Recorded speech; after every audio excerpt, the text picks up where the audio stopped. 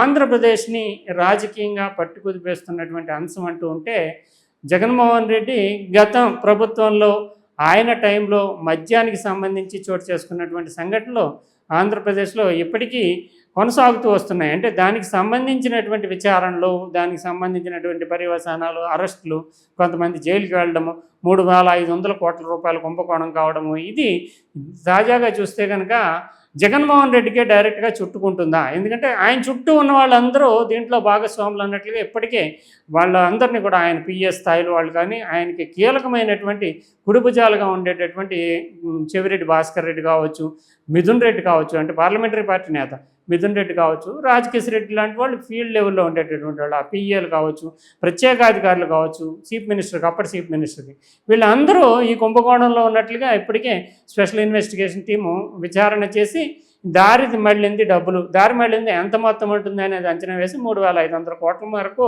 వీళ్ళంతా కలిపి తినేశారు అనేటటువంటి స్పెషల్ ఇన్వెస్టిగేషన్ టీం నిర్ధారించింది.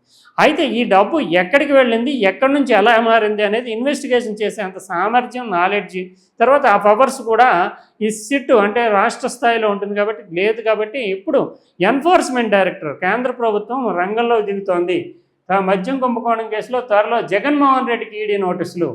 ఇప్పటికీ ఆయన సన్నిహితులను విచారించి కొంత ఎన్ఫోర్స్మెంట్ డైరెక్టరేట్ కూడా కొంత సమాచారం తీసుకుంది. ఇక ఇప్పుడైతే ఇంకా తాజాగా చూస్తే కనుక ఇక నేరుగా జగన్మోహన్ రెడ్డి స్థాయికి వచ్చేసింది ఈ విషయం. జగన్ని ఇంకా ఈడీ నోటీసులు ఇస్తుంది. అంటే ఫైనల్గా అల్టిమేట్గా ఎవరు లబ్ధిదారు అనేది తేల్చేటటువంటి ప్రక్రియలో పడింది. అందుకనే ఇది త్వరలో ఎన్ఫోర్స్మెంట్ డైరెక్టరేట్ రంగంలో దిగుతుంది అనేది తాజాగా వస్తున్నటువంటి సమాచారం.